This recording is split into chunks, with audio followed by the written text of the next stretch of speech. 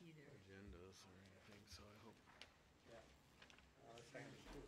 There's probably one of Well, those, that's well, pretty good. not probably not an annotated one, no. I don't know what. Better than nothing. Nice. 3 more I Because included. it may pass inspection, but it's not a I mount. didn't print out a. Right, you know, Thing of a jigger, I don't even think they hardly look at them. So is Abby just part-time clerk now, or what is? She gets one Sunday a month Where's off. that at? I want a month off, but it seems like she's had a lot of them.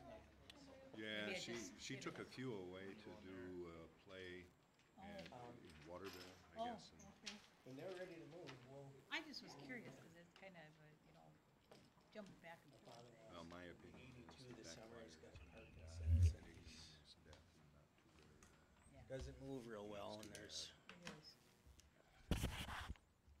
you're welcome. Seems like there's less and Did you less. include the rules cut in there?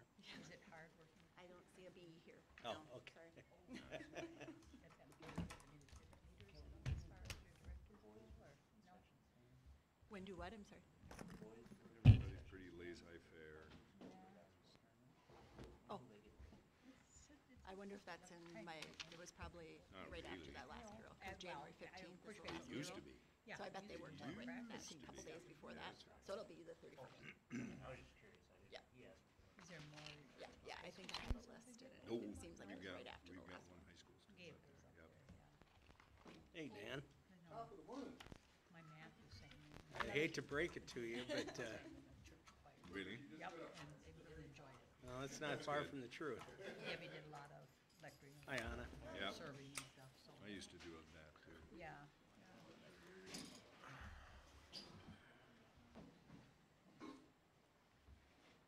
I was hoping you were gonna, because I didn't print them out. Do you want me to move over? Jillian's gonna be gone anyway. Oh, okay. Yeah, Jillian's.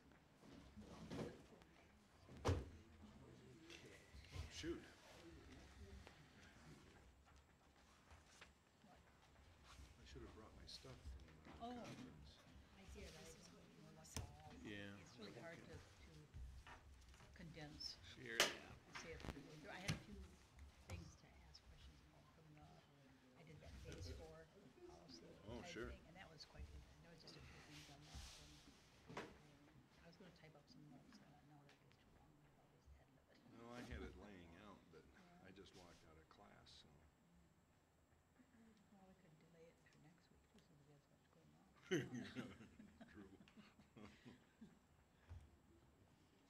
Did you bring along anything to talk about for the leadership? I didn't, Jim Should we punt? forgot his, well, Jim forgot his, or should we just delay that until next? That's what I mean by punt. Yeah, delay it till next week, since there's so much going on. 4th and 20. Yeah. Yes, indeed. So when we do the agenda, to make that we should delay that, or change it. Are you on top of that, or? You can do that.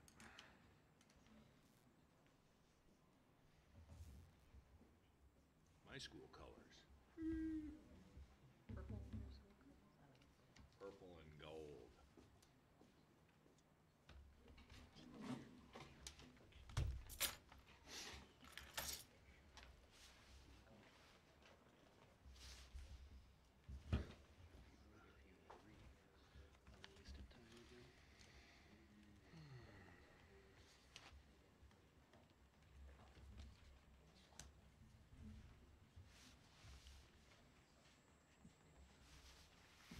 About the agenda? Yeah.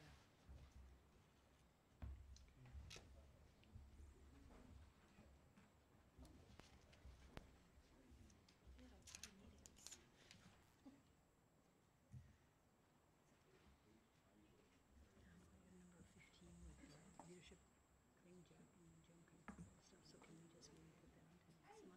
Sure, if you want to just have Jack, if you want to make that change to the agenda. Agenda, Yeah, okay. yep, that would be great. Okay. Thanks, Connie. Yeah, you're welcome. And I'll give you a call if I can just a couple of heads up or some comments for transportation things and things that I need to eliminate from our contract. Okay, good. Okay, Thinking this week sometime yet? Yeah. Okay. Yeah, probably tomorrow. Okay, good. Or maybe I'll just send you an email too. Well, no, I'll probably just call. Okay. Okay.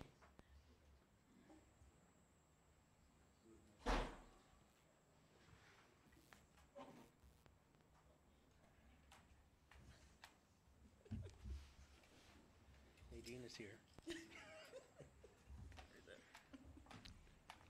We want to share that with the whole class over there. Apparently I made an entrance, but I was not intending to. Oh, okay. As long as it wasn't a trip and fall on your face. coming Oh, in my now. God, I've done that a few times. Yeah, ditto.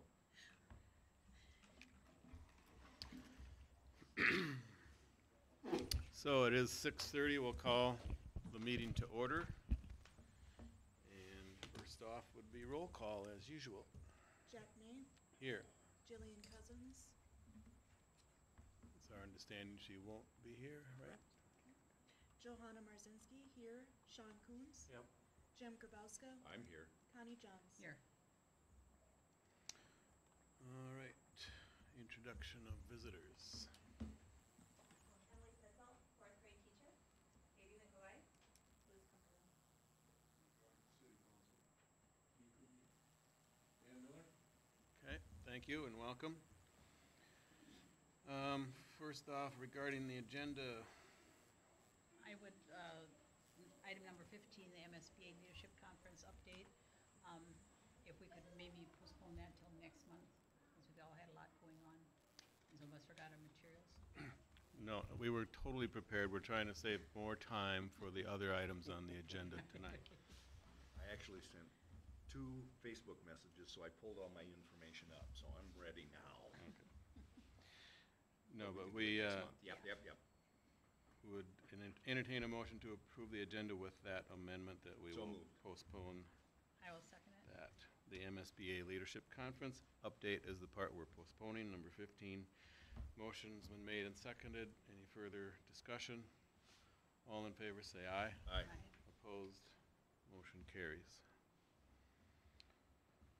All right, positive recognition. We just have the one item on the agenda, and that's this month's Cyclones of the Month, and that would be Sophie Kazir, Michaela Rasmussen, Isabel Street, Kylie Rolandhagen, Madison Wellborn, Ethan Ward. And I'll turn it over to Kelly for donations. All right, we received $260 from Box Tops for the elementary FIAD activity account, $442 from the Minnesota State High School League for athletic leadership activities, $500 from Minnesota Valley Civitan Club for sophomore inclusion events, and $141.48 from PTO for wellness activities. So thank you for those donations. Very good, thank you. Is there someone here? Looks like we have someone to report on the PTO. I don't have a lot. We're just continuing to work with the FIAD department.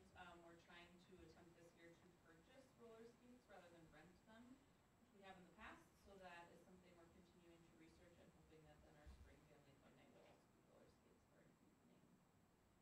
But other than that, pretty quiet. So are Okay. they roller or inline? If you have an opinion, we're open. You wouldn't like to see me on either set. I believe they have in the past have been rollers, Okay. not inline skates. Got it. Very good. So at this point, number 4 then is open forum. It's for people that would like to speak to something that's on the agenda. At that time, it's open forum. And I guess nobody signed up. And we'll proceed, assuming there's no one. Number 5, unfinished business. There is none to my knowledge. Okay. Under new business, we have the consent agenda, of course, as usual. Does anyone want to pull anything out and focus on anything there? Also the second readings, of course. I'd move approval. I'll second that. Motion's been made and seconded to approve consent agenda. Any further discussion? All in favor say aye. Aye. Aye. Motion carries. Number 7, fiscal year 19 audit presentation. Sure.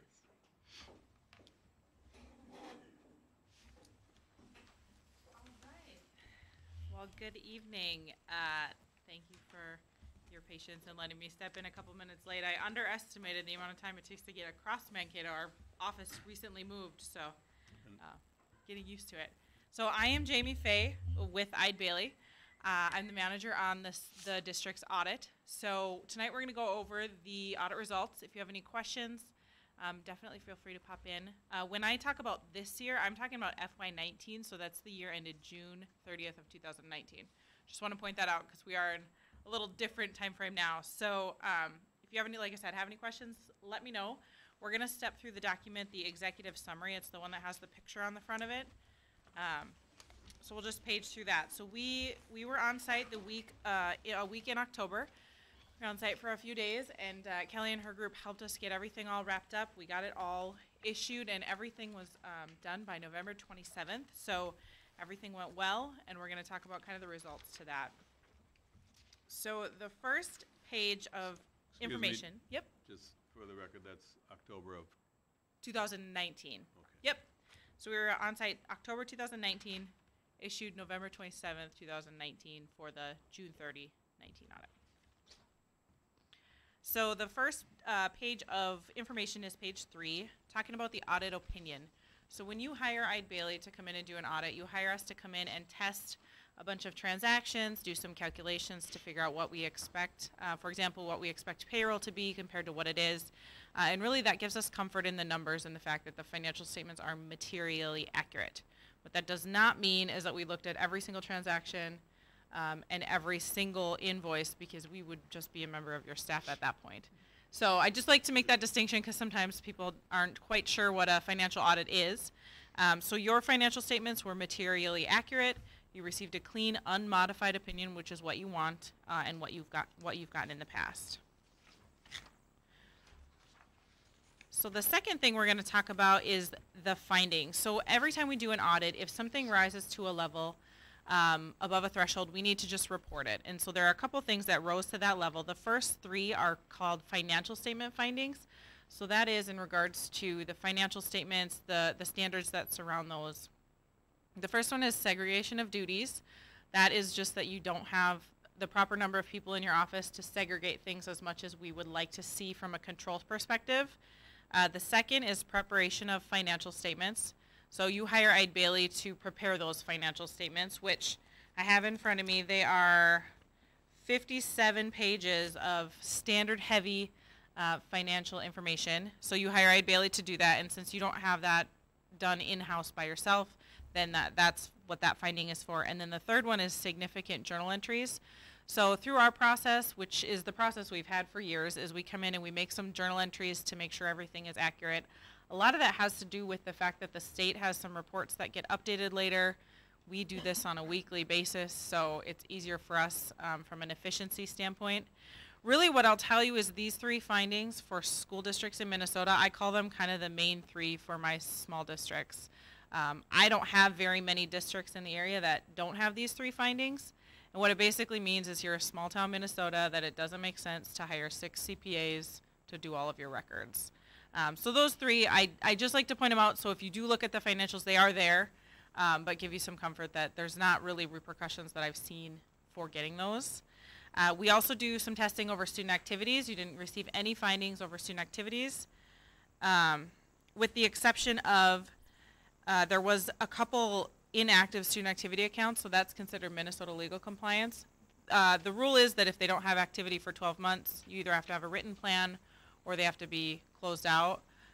Again, I've never seen any repercussions from something like that, but just something I wanted to draw your attention to. But otherwise, like I said, a clean, unmodified opinion, so these findings don't alter that, just things that we need to bring up through the reporting process. So Kelly, how long do we hold on to inactive accounts? Well, the class accounts are automatically, the advisors sign off on those along with the president and vice president, I believe, of the class. And so those get rolled over into the Vice Memorial Fund if they don't designate what they want to use any leftover funds for. But these After would be- the end of the class year, is that? Yeah, right when okay? they graduate, yep. Yep.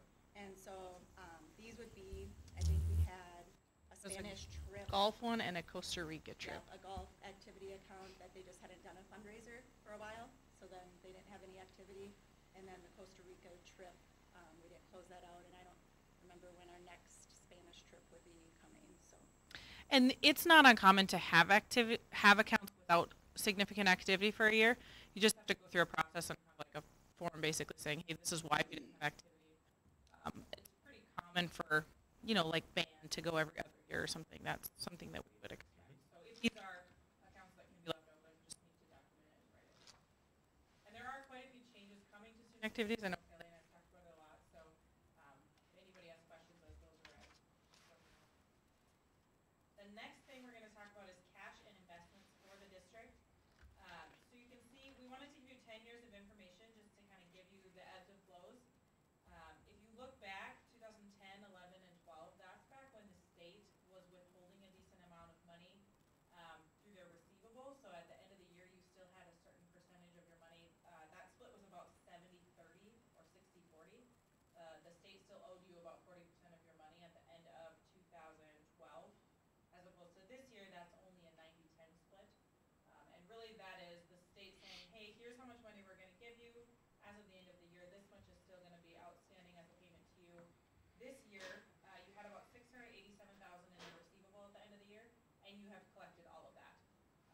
So of your total, it was about a 90-10 split, which is what we've seen in the other districts too. And you can see just the cash fluctuations are just based on operations. Are those deferred payments or the receivables that you mentioned, are those the cleanup revenues from the state of Minnesota then? Yes. Yep. Okay. Yeah, so basically the state, after year end, you true up all of your numbers, you true up your special ed numbers, and then they make those extra payments. Okay. In some cases, the payments aren't as big as you expect because something drops. Is delinquent county tax part of that too? No. Nope. Okay, It would just be state aid payments. all right.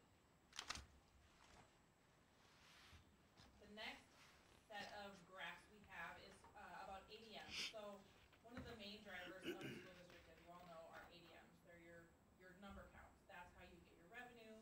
That's how you get your operations. So really for the last 10 years, your student counts have been fairly consistent. This year it was 660. And really for the last, since 2014, it's been right up in that 645 to 660, 670 range. So really pretty consistent. I find that most school districts or most school boards have a pretty good handle on what this looks like. But sometimes it's just nice to see it out in a 10-year look back just to see where you've been compared to where you're at now. The next page is the numbers page, so bear with me for a second. This is looking at the general fund. This is the original and final budget compared to what actually happened for the year 2019. And then the far right column is the variance with final budget. So you can see total revenues of about $7.4 million. That's about $719,000 more than what you had budgeted for. So you got a little bit more money than you expected.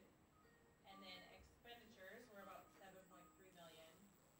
And that's a little bit more by about $598,000. So you spent a little bit more than what you budgeted for as well. Overall, that's not, if you look at the percentages, 10% and 8% is not a huge variance on a $7.4 million budget. And a lot of that has to do with actually an accounting thing with the pensions. So para and TRA has a special entry that they require that you make every year. That was $245,000 of that variance. So once you take that big portion out, there really wasn't too much left. So all said and done, once you get down to the bottom line, you had a change in fund balance of a positive $256,000, which left you with $815,000 in fund balance of the general fund at the end of the year. And we'll look at that number in a couple pages on what that really looks like.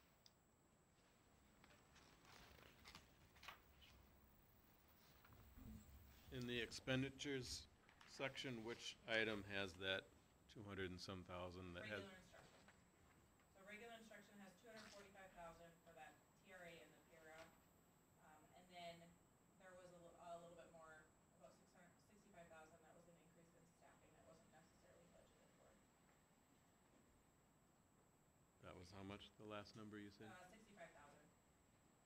And really for budget to actual, our main concerns are if we come to Kelly and we say, okay, you're different than your budget by X dollars. If she says, gosh, I don't know, I just took the numbers from 5 years ago and rolled them, well, we would have a red flag. But as long as we talk with her and we can get an understanding of, okay, this is why it was over budget, we just didn't factor for this, or hey, we don't budget, like, the district does not budget for student activities. Well, then that would be a reason. So as long as we can get explanations, it doesn't raise a red flag for us, and we were able to get explanations on everything that needed for the budget time. For that, you had mentioned that the PRA and TRA, is that the state requirement that if those were defunct, that would be our portion to make them whole? So it's part of that. So what this piece is it's, the state makes a contribution every year on behalf of the district. And so since that doesn't flow through the district, they require that you record the revenue and the expense for that, because really they're making a contribution directly to para and TRA for you. Yeah. So you need to record that revenue and the expense. But we've never But had the- to do that prior to the last year or two. Yeah, it's been about 3 years maybe. Okay. 3 or 4 years that that's happened, and the numbers fluctuate significantly. I get questions every year, well, how are we supposed to budget for this? Because one year it's 200,000, the next year it's 50,000, the next year it's 500,000, so it's a significant number on most districts, and it's hard to budget for. That doesn't really help with transparency and helping the people understand what those numbers That is a mean. hard, and that's why we always try to point it out. That's a hard thing to Right. try to talk through, because you're right, the basic premise, if you go back to the whole standard, is if TRA and para were to go bankrupt tomorrow, technically the pension responsibility lies on the employer, which is the district. And so what that standard did was say, hey, we need the districts to all record their portion of that liability. Okay. It's not, that liability is not included in here, but that revenue is. Okay. Yep. Thank you. Yeah, you're welcome.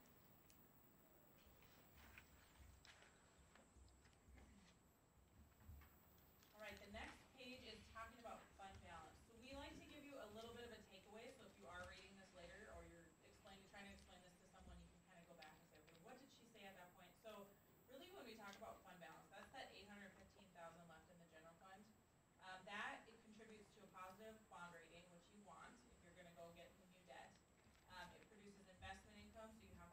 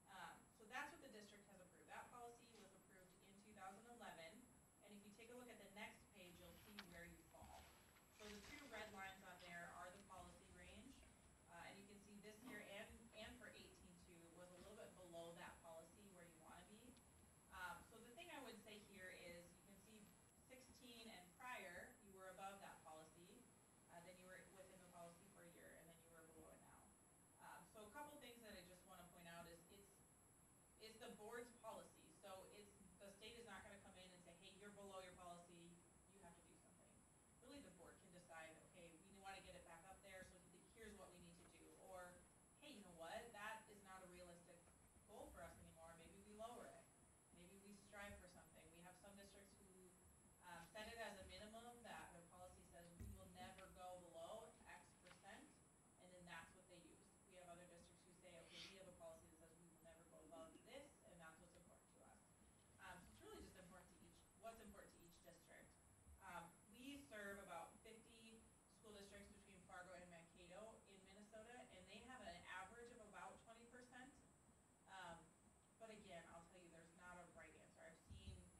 I've seen districts with as little as 0.1%, and then districts with as much as 75 or 100%. It's really just on how you want to manage. There's a lot more factors that go into it too, as far as what is the debt load of the district, what is the ADMs look like. If you've got significantly dropping ADMs, well, maybe that tells a different story than a district that's on the grow. So, just wanted to point that out, because that sometimes gets to be a question that This, gets asked. the series 1 and 2 refers to what? So those are misprints. The blue is unrestricted, so that would include the committed and assigned fund balance. And then the green is unassigned, so the green is what your policy is. So the green is 3.7% for this year, and then last year was 4%. So just a slight drop, but nothing significant. I caught that misprint when I was prepping this morning too. And the reason we put that blue on there, I should point out too, when the state looks at your fund balance, they look at unrestricted, because really the committed and assigned, the board has the ability to kind of set that money aside. So the state says, okay, well, you can set that aside, but that really is kind of all your flexible money. It's not anything that's restricted. So that's why we include that blue, even though that's not what your policy is for. So that was general fund. Now we're gonna look at those other funds in the district. So the first one is the community service fund. So the community service fund for this year, the year-end deficit was about 27,000. And you can see this one's a little bit more fluent than the general fund sometimes is.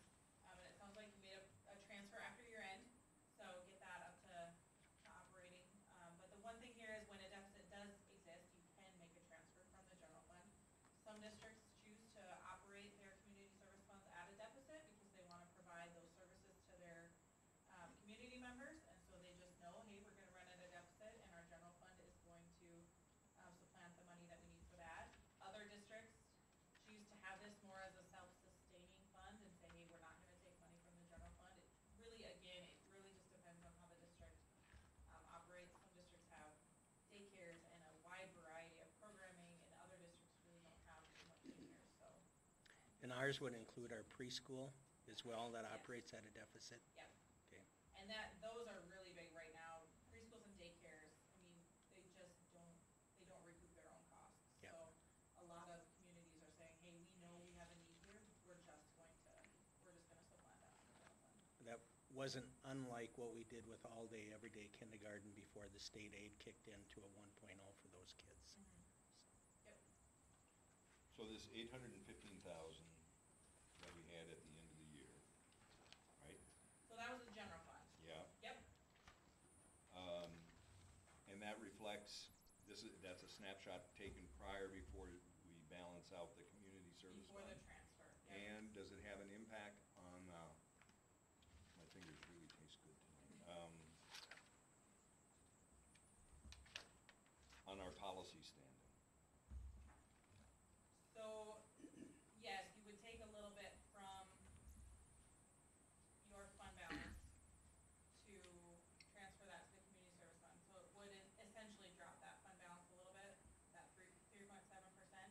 However, you might have extra revenue coming in FY '21, or '20 to cover that. Fingers crossed. And I don't remember exactly what the dollar amount of the transfer was. We haven't got the final dollar amount. We had talked, and since we are in the third year, Blake had said it was okay to wait for Yep. this year, so Yep. we haven't officially done the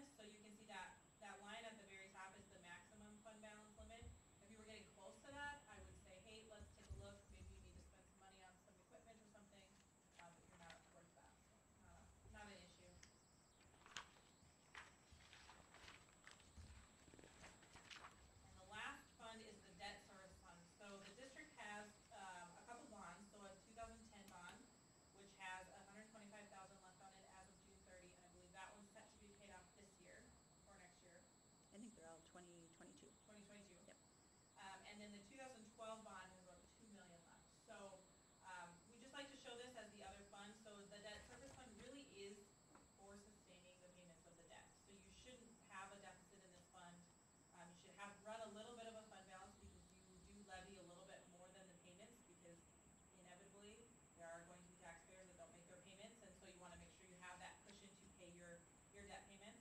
So you had about 154,000 in the fund balance for the debt service at the end of the year.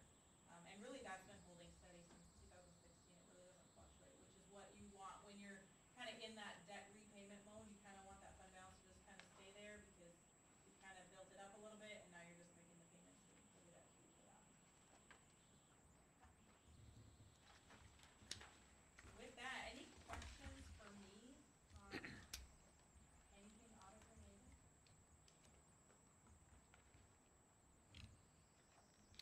So, just to clear up the terminology, I might have mistakenly got to thinking that general fund was the equivalent of unassigned, but that's not. That is not. True. So general fund is the whole general fund.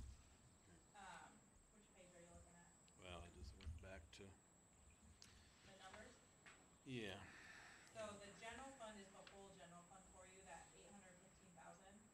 Of that 815,000, only 275,000 of that is unassigned. The remaining of that is either restricted by the state, like the restriction for the state for long-term facility maintenance is 455,000. So a good portion of your 815,000 is restricted for LTFM. And we'll be using that on our next roofing project, which would be FY '21? No, it's Or farther 22? out. It's, the chiller will be the next big thing. And then roofing, we're probably good for another close to 10 years yet. And LTFM is tricky too, because you gotta make sure you spend it on the right types of things and make sure you're planning to spend it on the right types of things. I know, we talked about it. Does that, the fund balance amount include the amounts that you were talking about earlier regarding the pension, the TRA and the? No, nope. So the way that financial statement reporting works for a school district is there's two sets of reports. One of them is the fund statements, and that does not include any long-term assets or liabilities. So what that means is any debt payments made through there are basically just expenditures, they're just cash out. Okay, And then the other set of statements is what we call full accrual. So that includes all of your long-term debt, all of your property, all of that. Those statements are what include that liability. We don't talk about those because that's not how you budget. Some of those numbers, like that net pension liability, they're big and they don't have any impact on your day-to-day. So in this document, we only talk about the fund statement. okay. When it first came out and they first told us we were gonna be looking at this pension stuff, we decided to talk to all the boards about it, and we just got blank stares and confusion. So we wanna make sure this is your information, the way that you understand it, and this is how you budget, so we wanna make sure that's what's in here. And this document is fluent, we changed it up from last year. We have flexibility to add things, take things away, so keep that in mind for future years. If there's anything you wanna see, we can definitely make some changes. I like the format this year. I thought this was Good. good. Good. Glad to hear it. It was a new format, so I was hoping that it would Good. bring some color and fun to accounting. Yeah. Not everybody thinks accounting.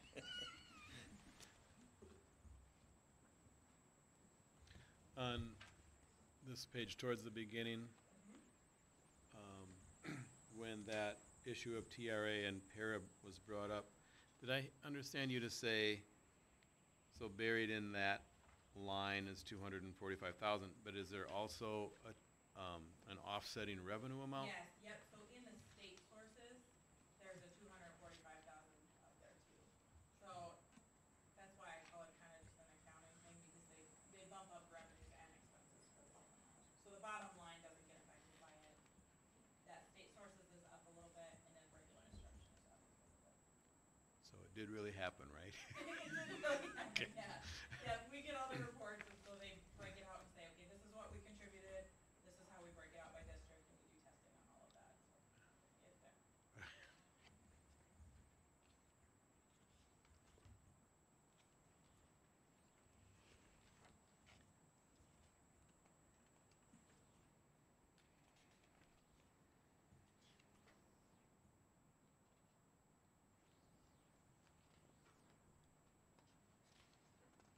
probably more for Kelly than Jamie, but in the last 2 or 3 months, we were visiting about general fund, and I think because of the state formula, it looked like we were gonna make some progress on the unassigned this year. Do you recall that? Am I remembering right? What were we, I can't remember what we were visiting about besides just when we did the budget, you mean? When we The were- last legislature, I thought when it all got finally hammered out, that our revenue, you know, with the formula and so on, was going to allow us to make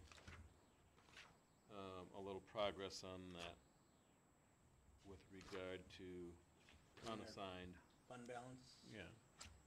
You know, with regard to getting back to our target range. Yep, we should, well, as far as our budget, when we approved that, I think we talked about that. Yeah, that should start creeping back up. Well, and that's part of the confusion that she mentioned a couple times is, I'm not sure if the context of that conversation was with the budget that was approved for the fund balance that we'll look at on June 30th of 2020, or the fund balance of 2019, Right. because this is last year's. Yeah. Yeah. And progress that we are making this year will be reflected next That's summer. what I kind of Yeah. was Yeah. trying to see if I was remembering right. I'm already so used to 2020, that's why I asked I what know. year this was. Because I thought, 2019, that's old. When is this? Yeah, so No, that we was were- only a few month yeah, ago. From the FY19 budget, we were up about almost $100,000 from what we had budgeted back in June of 2018, at the beginning of FY19. And actually picked up about 10 more students, which would make sense, just with that. Even with that, I don't want to open a long protracted discussion, but there's some information out there that might be helpful for the board to look at that I'll send out sometime this week. You may want to, as we move forward, look at the revenue side of things too. Our per pupil operating referendum, we don't have a referendum per se in place. The one that we passed in 2008 and renewed in 2013 has been rolled, and it became local operating, or local optional revenue, and then board approved. Those are together now, and we're at 724 a student, I That's right. think, Is that the max is right the now? cap. It was 324, I think. Right, that and were there's a put bunch together. that's less than half the state average of per pupil referenda, if you will. And there's a bunch of schools, St. Clair being one of them, that are in that category, which in a way is nice because you have that money coming in whenever the district approves a full amount on the operating or the levy process. But most of our area schools are well above that on a per pupil basis for operating revenues, and we may want to look at that down the road. Are they above that because they were already there when this roll-in happened? No, there's, It's a well, vote, or a vote did it? You know what I mean? Did they have to They pro? have to vote to go above. Okay. We're at the max that we can do without a vote. right, but Right, what, so, yeah. say if they had $1,000 per pupil, 724 would have been their discretion, and the difference between 724 and 1,000 would have been the amount that represents over and above. But I'm not sure if the report I'm thinking of on the MDA website shows when the operating referendum was approved or not, the date. But there have been quite a few of them since this change went into effect that have gone out and received voter approval for additional revenue. I was just wondering if just by happenstance, if they had a higher per pupil voted one at that A time, lot of them did. Yeah, that I'm was sure advantageous. That's always been. Part of that it, got yeah. rolled in. Very low, Yeah. Okay.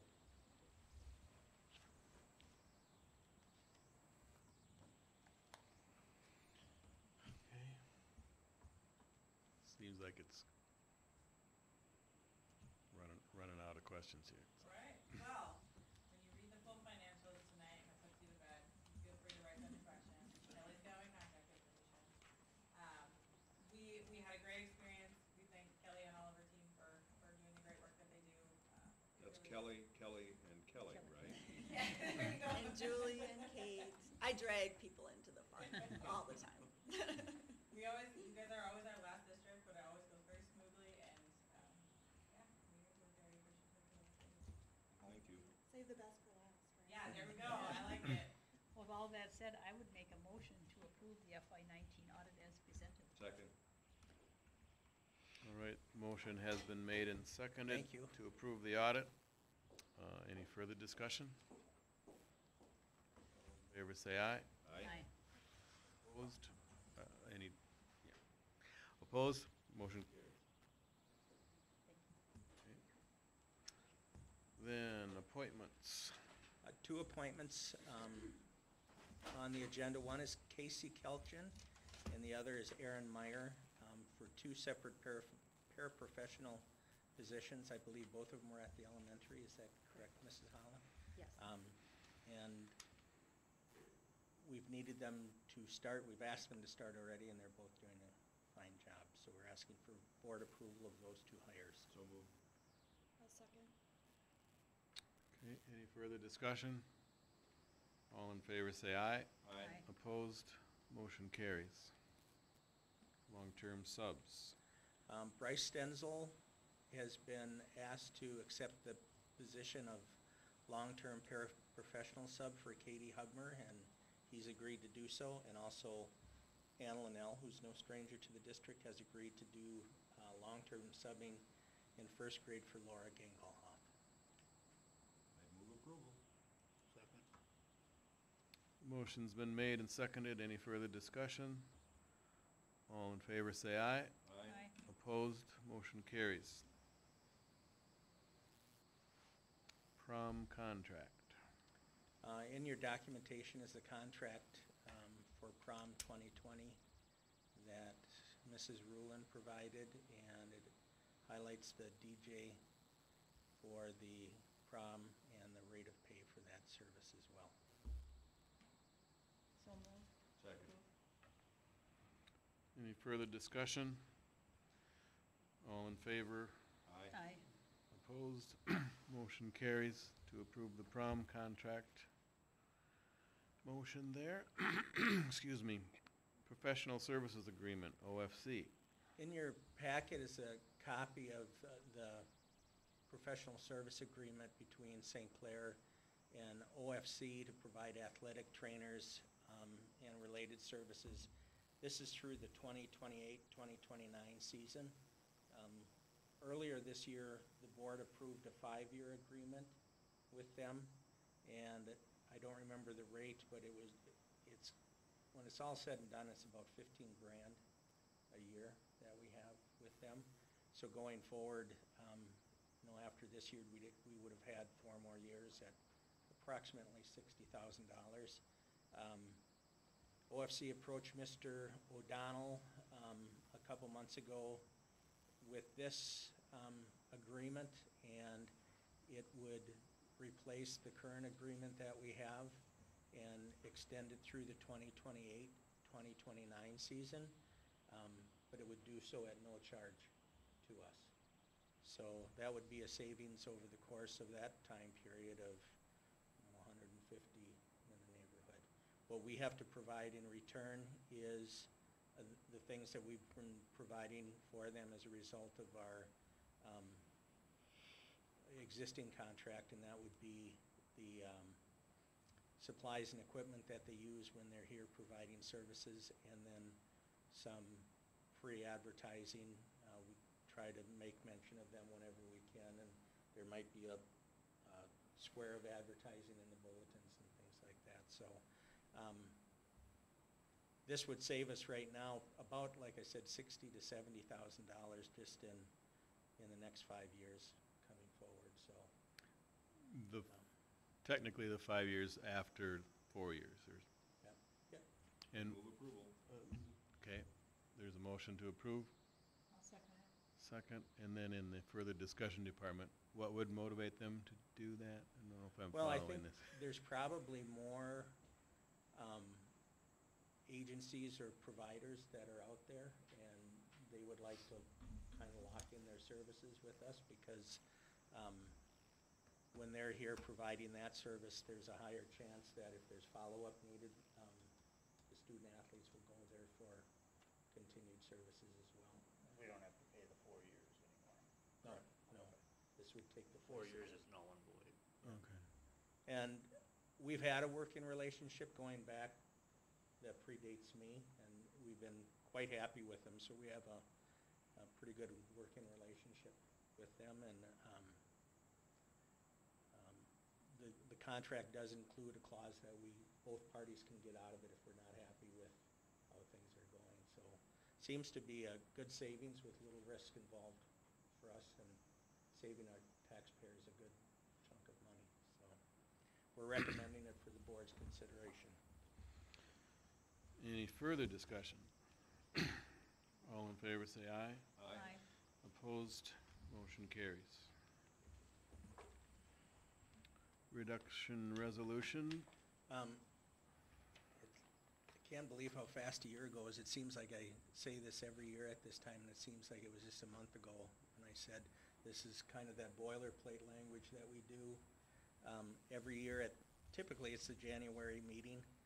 If we have to make budget cuts as the spring progresses in preparation for that'd be the 2020-2021 budget already. There are certain protocols or procedures that are outlined in statute, especially if we're non-renewing any probationary teachers or placing any continuing contract teachers on unrequested leave of absence. And the legal basis for doing all of it is this resolution right here. So if there's a procedural due process violation that somebody can take against the district for not following the process that should be followed, the first thing that a hearing officer would look for is documentation that this was effectively completed at a previous board meeting at this time of year. So we hope that we don't have to do that, but in the event that we do, we want to have this on record that this process was approved by the board. I'd move adoption of the resolution. seems like they don't have a spot for the beginning person. That's the second. Oh, there it is. Yep, that's Jim. So Jim has introduced the resolution. I will second the resolution. All right. Roll call vote. Sean Coons, Yes. Johanna Marzinski, yes. Jack May, Yes. Connie Johns, Yes. Jim Grabowski. Yep. Okay. Nobody left remaining to vote no, so the resolution is adopted.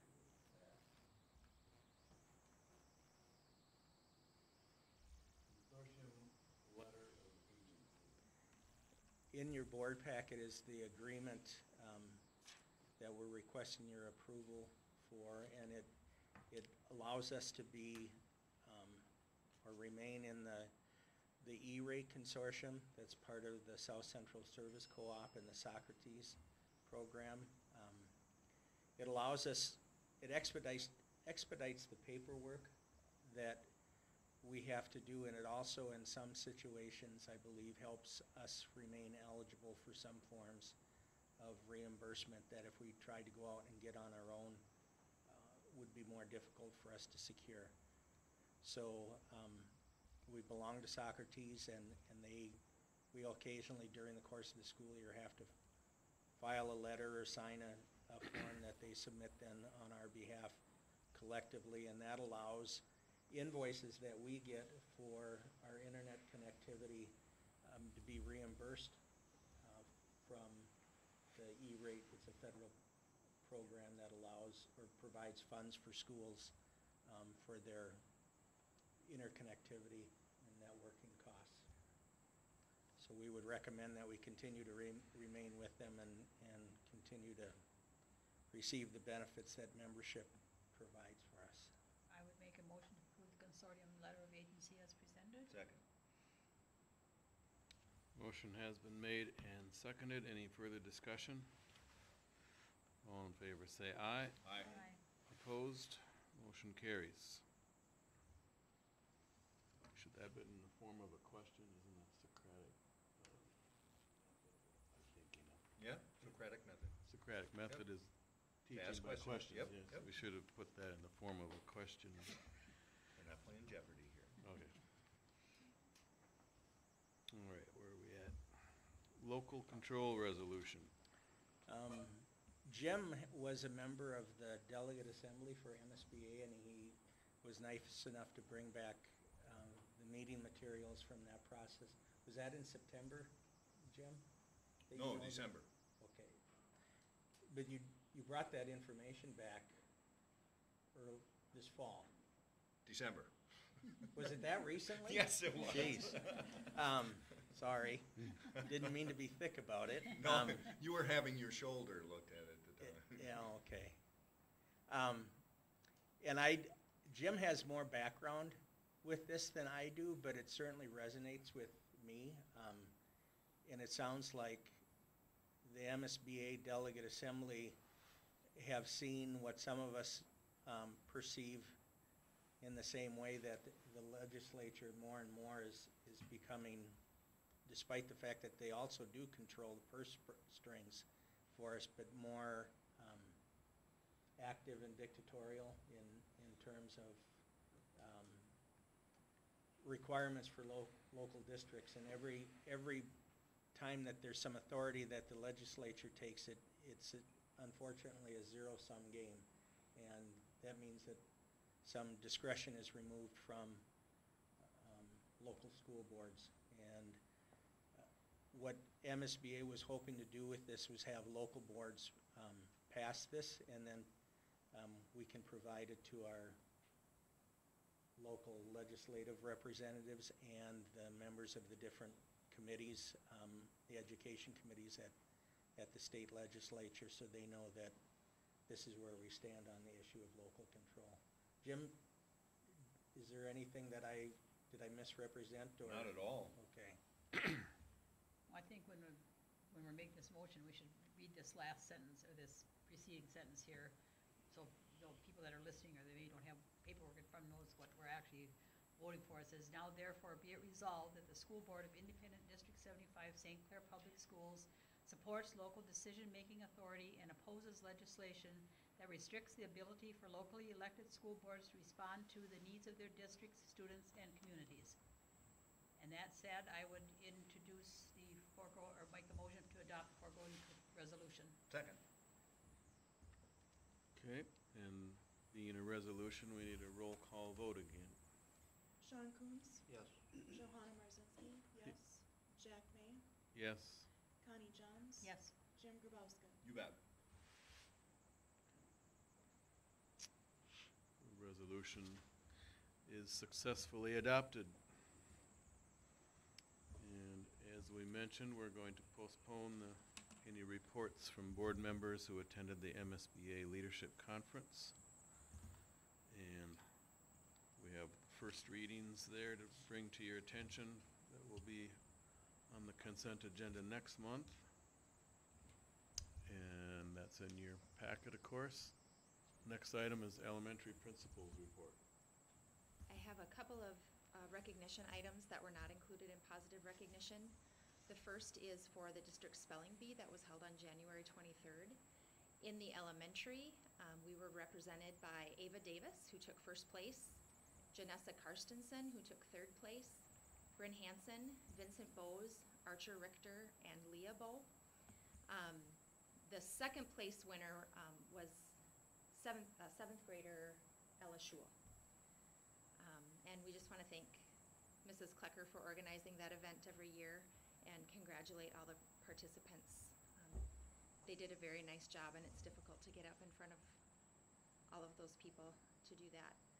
The second piece of recognition is for the elementary as a whole for our Kids versus Cancer Week. I think the biggest piece of news from that is we raised $3,765.98 for the American Cancer Society. So we will contribute that along with all of the Coaches versus Cancer fundraising to add to that total. We changed things up a little bit this year. there was no pig kissing. And part of that is because our pig supplier is no longer in the pig business. And so instead we did pies to the face, and Baker Square was kind enough to donate some very delicious pies. It was almost a shame to smash those on someone's face. But we did, and so Mrs. Gangelhoff, Mrs. Sweet, and Mrs. Whitty took one for the team for those. Let's see. There is an addition to what you have in your materials in front of you. Our preschool team is applying for an innovative grant through the Minnesota Centers for Excellence for Young Children with Disabilities. And the grant that we are working on is a competitive grant, and it would provide us with funds, training, and resources, and some regional mentorship to implement a pyramid model for emotional and behavioral interventions. And so in layman's terms, we've had PBIS in our elementary for about 10 years, and so this would be the little people version of PBIS. And so it would flow very nicely with the program that we already have in place. It would provide us some additional supports that are more developmentally appropriate for toddlers and preschool age students. It's something that we would be able to use not only in our school preschool system, but we'd be able to use that in our early childhood family education program.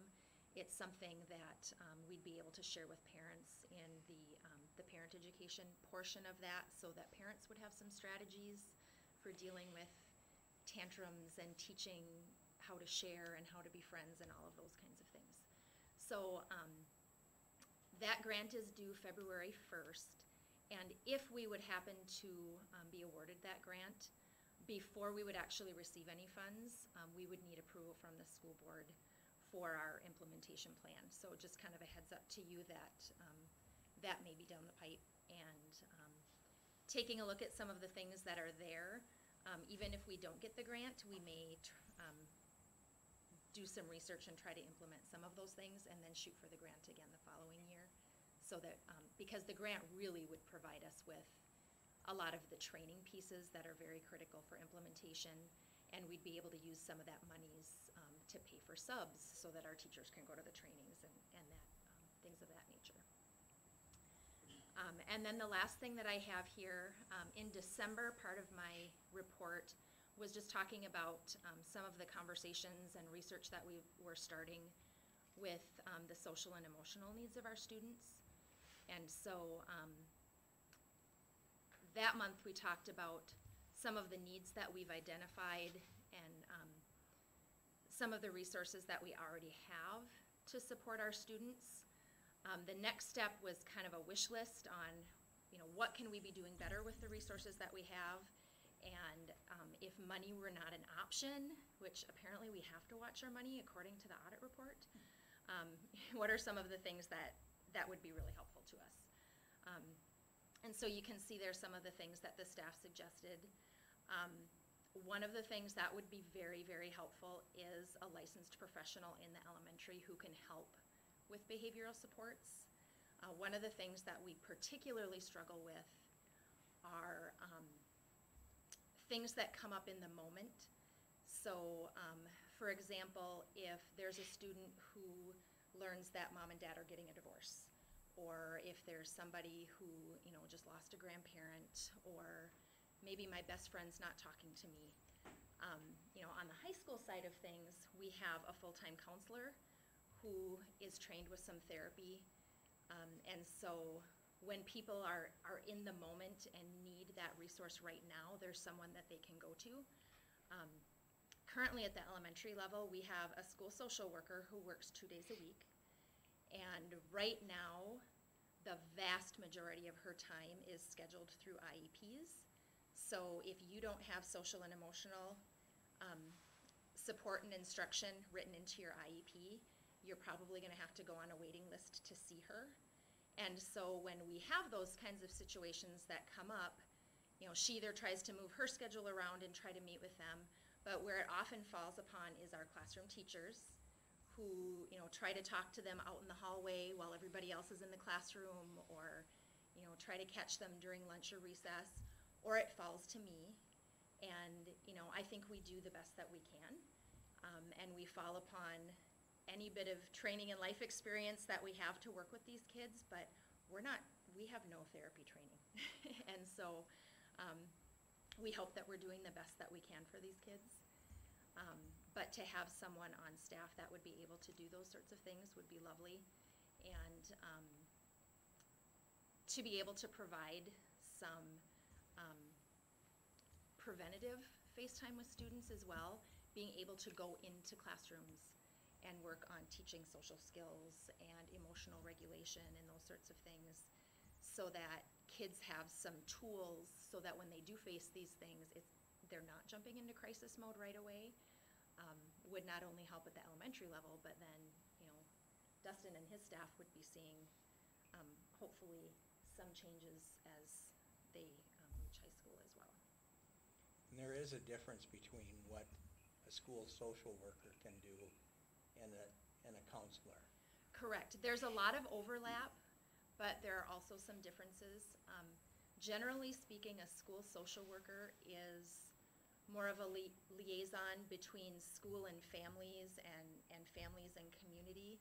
So they'll help families connect with outside resources. Maybe they'll help them connect with the county or outside therapy services, those sorts of things, where a school counselor oftentimes can also help with other things. They would have trainings that would allow them to help with development of 504 plans, scheduling.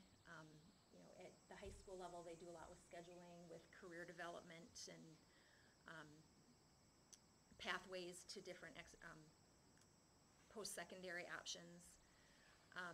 Some of the education pieces and counseling pieces, there can be a little bit of overlap. So if that's something that we would ever recommend to move forward with, we would want to look very closely as to whether additional time for a school social worker or a school counselor might be more appropriate to fit the needs of our students. And that's part of the research and part of what we need to look at as well. So is that the leadership team that looks at that and makes recommendations with regard to staffing, or? Right now, we're doing that as part of our overall elementary PLCs.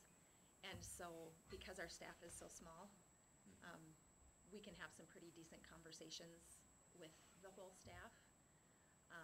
And so any recommendations would come out of those conversations. And at what point does that become a priority? Right now, it's a priority. It is something that is definitely on the minds of our staff and our families. There's a lot out there that our little people are dealing with that they need to work through before they can even care about what's happening academically in a classroom. And I don't remember if Nadine mentioned it specifically, but part of the activities you've been doing in your PLCs has been identifying the resources that we currently have available or can make available to the students that have needs that we're recognizing. So we're at the phase of the process where we're kind of making a more formal attempt to recognize what our resources are, and then trying to determine is there a gap between what the need is and what the resources is, and if so, how do we address that? Yeah. And does our membership in either South Central and MVED, or South Central or MVED, provide any access or opportunity there? South Central primarily would be their low incidence, but they don't, that would be more in the special ed realm. Yep. So right now, other than some of the PBIS support that they were doing, that doesn't seem to be a fit with the assets that they bring to the table for us. PBIS is certainly a part of it, but what the elementary staff has seen, from my understanding, is those kids who need more intensive support than what the PBIS model is able or intended to provide. And Nadine brought this, or shared information with me about this earlier this fall, and one of the questions that I had is, what is the evidence that there's a need? So they've spent some time also doing a good job of identifying what the needs are and what is the source of the needs, and it's pretty convincing, and we see the evidence of kids that need more support. And so I think they're taking a very logical and sequential route to gaining the additional resources along with the rationale that they need moving forward, so. And staff has made some changes too as a result of these conversations. In our kindergarten, for example, a couple of the classrooms are taking a social emotional curriculum that one of them used to use in a previous district, and they're piloting it here to see how that might play out, and is it something that can be realistically integrated into the school day along with all of the other things that we're mandated to teach. We have teachers that are using some responsive classroom practices with doing class meetings and wrapping up their day and those sorts of things. So, you know, I really applaud my staff for being proactive and trying to create an environment where the kids feel comfortable enough to come and talk to us and to work through some of those issues.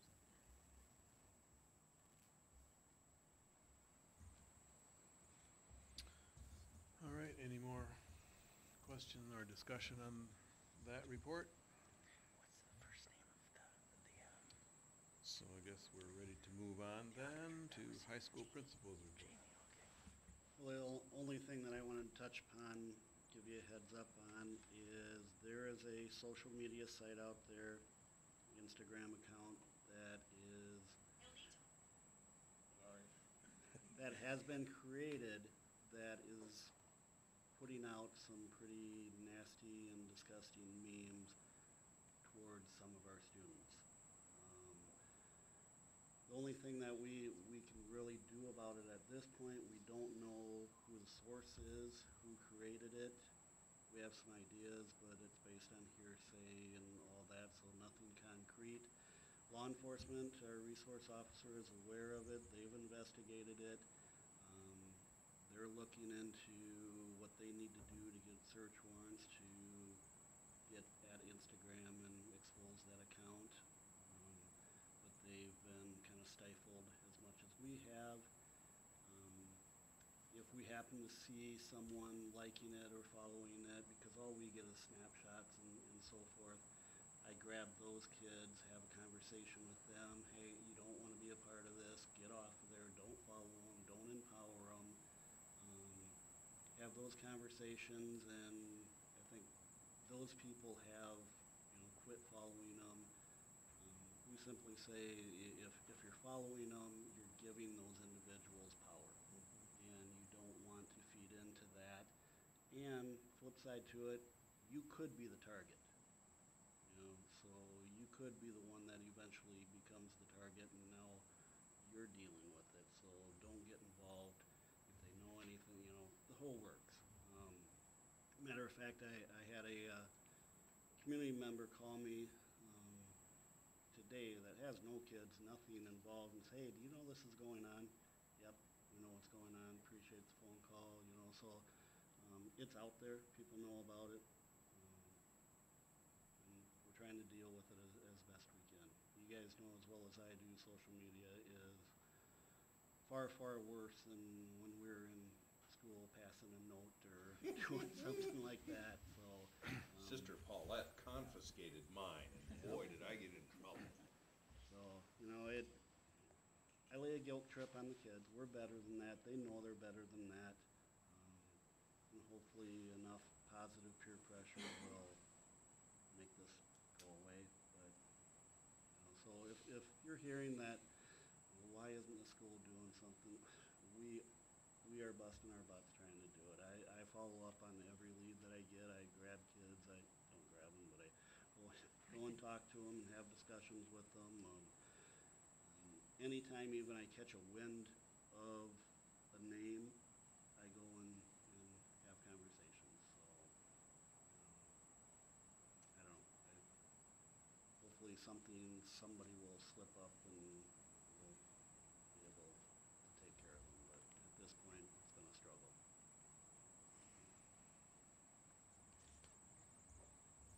That's it. That's all I got. All right, check that one off. Superintendent's report. I don't have anything to add to the agenda or the information that's in the board packet, but I do have 2 updates to some of the information. Actually, one is a new piece of information. The second bullet item under my report suggests or states that we're going to have a building walkthrough for the secure entry project. That walkthrough took place on Thursday at the end of the school day. I think it was Thursday. It was after I put this together. And Justin Steffel is the architect we've been working with from ISG out of Mankato, and he put together a punch list. He had 28 items on it, which are mostly little programming and hardware type things. So there's nothing major that needs to be done yet. So that did happen, and before the final bills are paid, we'll make sure all the things on the punch list are taken care of. And then last month I had mentioned in my superintendent's report that Ron Intertech had submitted to the MPCA our information, hoping to get a tentative approval from that. And as soon as I put this together and submitted it for inclusion in the packet, received an email that our plan has been approved. So, which is good. Now there's work that we can, the way I read the letter, start getting going on out there. But I will talk to Mark Johnson, our contact at Ron Intertech, about what the next steps might be. But I think that was kind of a big hurdle to get over in order to get things moving. So I'll let you know what's coming next, and I'll be in contact with Mark to find out. Obviously, this time of year, there's not a whole lot that we can physically do out there, but hopefully we can start getting the resources in line so that when things do and weather does get better, that we can start making some progress there. That's all the other thing I wanted to mention too is the last bullet item is the open enrollment data.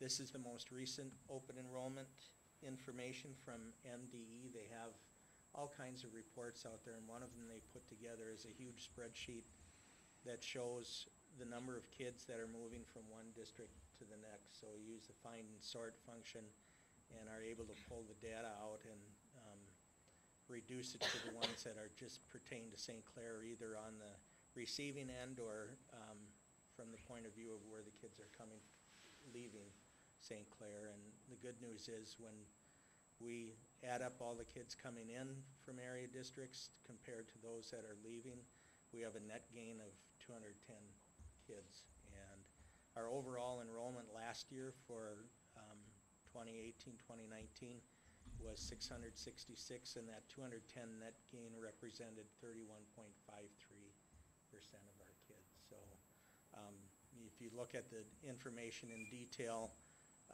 there's some school districts that you might be wondering, well, how does that, they're not even close to us, like Eastern Carver County, Houston, Waseca is, but Worthington, Waseca, there's one student that goes there. I don't know what the individual situation with that one is. Eastern Carver County has a treatment facility there, so if we have students that are attending that area, if it's a residential program, they become a resident of Eastern Carver County for that period of time. Houston is, Minnesota is one of the state's big providers for online learning, so we might have somebody who's homeschooled but enrolled in Houston County and is counted as an open enrollment. In Worthington, where you see we have 4 students going, those are students that reside in the district, but Worthington sponsors a homeschool association type school, and so they're not driving back to Worthington every day. But other than that, things look pretty positive. What out of all of the data that surprised me most of all was several years ago it seemed like our net gain with Mankato was only in the 70s, and since then Rosa Parks opened, and when that was under construction, you'd hear, well, that's the end of the St. Clair School District, and then Prairie Winds opened, and you'd hear, well, that's the end of the St. Clair School District. Well, we went from 70-some, if I recollect correctly, to 120 in our net gain with Mankato next door. So, and again, that's with all the net gain that we have in open enrollment. Our staff, our teachers and support staff, and everybody involved is obviously are providing a service that kids and their families value. And this month's newsletter article, the superintendent's article, it has this information in it and kind of gives some background, because I think there might be a little lingering misinformation out there about whether open enrollment is a positive or a negative, even if you have a net gain of kids coming in. And tried to explain for us it's clearly a positive for our district. So I have that's a all question. I've got. Let's, Eastern Carver County, that individual is being homeschooled. Is that ADM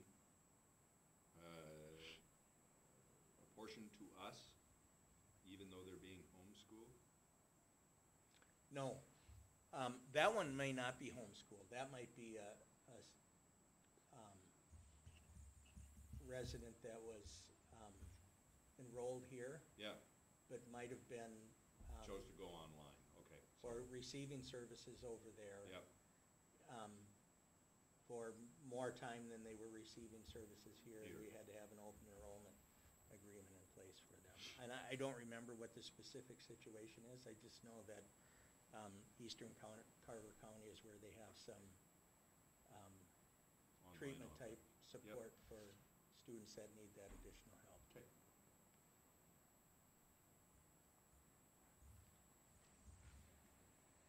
All right, any more questions on that? Do the open enroll entities in Houston County, for instance, get the full $70-some hundred in formula? Generally, they do.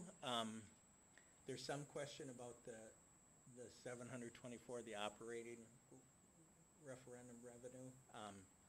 And in a situation like that, that doesn't transfer. Nobody gets that, if I remember correctly. But if you keep in mind with the PSEO situation, which is not open enrollment, but that's why we have that agreement with Mankato, that if for a contracted fee so that we can claim them, they bill us back and we pay it so we can collect all of the revenue that we would have coming from them. If we had a provision like this, it's not permissible under state law. There's no provision that gives you districts an ability to contract like this. And, you know, that would be nice to have, but just something to put in the back of your mind again when we have that agreement come up from Mankato. That's why we do this, because we're able to retain some of that local or the referendum dollars that otherwise would be gone or were lost. So, sorry for asking or answering a question you didn't ask. That's good.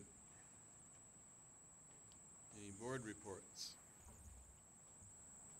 Athletic Backers started their raffle last week, so they'll be selling tickets at all the home games for this winter, and then any board members will have tickets if anybody's interested. That's for that big raffle? Yep.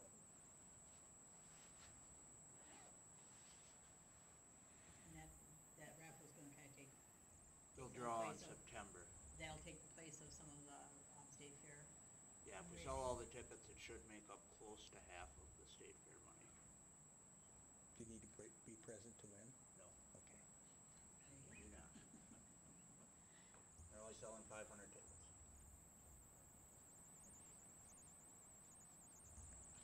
Anyone else? No, I was still out of state for the city council meeting. Was there anything, Jeff, that we needed to? Pretty quiet.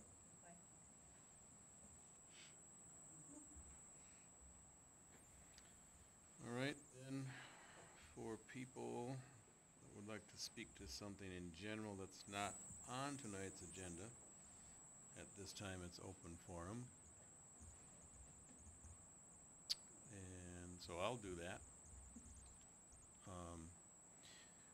Sean mentioned that when we were discussing second round questions for this week for the candidates, that we didn't formally come back around to deciding whether or not those questions should be shared ahead of time as we had done the first round. And so I communicated with Barb and Harold on that. Barb concurred with me that it wouldn't warrant a formal board action tonight, nor need a 72-hour posting. Just remind board members to send in their preferred round 2 questions if you haven't already, and raise the question regarding the procedures about whether we want to share them in advance. We did the first round, and I think people seem to like that. They would defer to how we wish to do it. To her knowledge, however, typically boards have not requested the questions be sent to candidates before their interview in the second round. Perhaps Harold says to see how candidates think on their feet versus time to prepare. So, options: send the question in advance, which is a tight time frame, as you know. Give each candidate the questions 15 minutes prior to the interview. Give each candidate the questions when they sit down. Do not give candidates the questions and conduct the entire interview verbally. And let's see, there was a 5th one here too. I thought. Oh, option 5. Harold's suggestion of a combination of questions shared in advance and then some asked at the second interview. So, Do you remember, Tom, when we did yours, did you just throw questions at you, or did you have them ahead of time? No, Did you I back didn't that have them far? ahead of time. Huh? That would have just made me nervous. You did not have them ahead No, of I time? didn't. Not that I remember. Okay. I didn't think so either, but my memory, that's a long time ago. Yeah. I just remember back that far. Thoughts, Jim? Well, I always like to give them in advance. My rationale is, I want to know what they know, not what they can make up on the spot. And so giving somebody an opportunity to think about their response in advance, for me, is, I always go in that direction. Sorry if it makes you nervous in advance, but you don't see blood on their hands, they're not suffering enough. Yeah. I guess I kind of like, sorry. you go ahead. I kind of like the combination. Perhaps we could send our questions that we decide and the questions that they're compiling from the community staff could be not shared until the moment of truth, so to speak. So we get a taste of, I do think in any role it's important to see how a person acts in the moment, especially if it's not necessarily a question that they expect. And is that going to make or Yeah. break it? No, but it's Yeah. just kind of interesting to me to see how people think on their feet. And So the ones that we would boil down from us continue as we have done, but the ones that community, which it would have been that way anyway, right? I mean, especially if it had all been on Friday. So, I don't have a whole lot of strong feeling one way or the other. It seemed to work really well if they had a Hannah's suggestion sounds good. I'm okay either way, for the record. Yeah. Okay. But John, you have No, I think if they have an hour of questions from the community, that's gonna show you how they can kind of think on their feet. You know, or once we Well- finalize our questions, right, you know, they only have a day. They don't have a lot of time to. right. Well, and bottom line is too is, you know, I guess, I kinda wanna know what they really know and how they react and not what they're gonna, let's say, throw out there at the last minute or, you know, kinda shooting. I think there's, Professional. I answers. mostly agree with all that, but Gotcha, to have No, one on it's the not, spot. not either, but, so I think Hannah's suggestion is, Sure. so that's our unofficial. informal consensus that I'll pass along. So remember, if you're gonna add any suggested questions, to get them to Barb, so. That's all I have. Are we at the time for entertaining a motion to adjourn? So moved. Second? Discussion? All in favor, say aye. Aye. Opposed? Carried at 7:54 PM.